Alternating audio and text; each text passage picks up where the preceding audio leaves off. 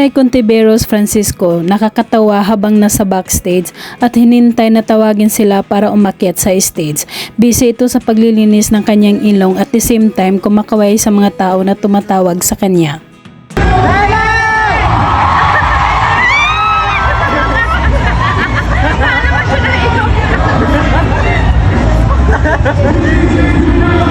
Dumating ang Milason family sa ginanap na Korea Travel Fiesta 2024 bilang ambasador sa Fun Drive Glorieta, Makati City.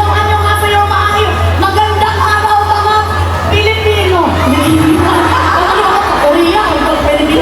At salamat, ako si Milay Contiveros. Nagpakilala sila isa-isa, nagsimula kay Milay, Ate Mela, Estela at Jason Francisco.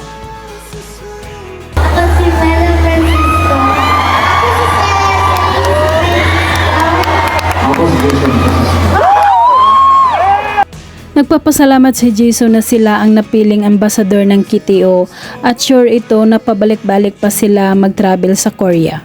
Makakabalik na lang ng marami pang beses kasi hanggang naging na kami ambassador na Nagbiro naman si Milay dahil sa suot ni Jason, hindi lang daw ito ambasador kundi dance instructor din daw ito. Jason pala ngayon, hindi lang siya ambassador, kundi isa din siyang dance instructor. Parang pag-ibigay ko.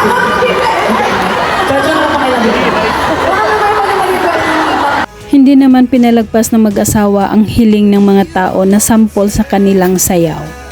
Unang tumayo si Milay para hindi mahiya ang kanyang asawa na si Jason.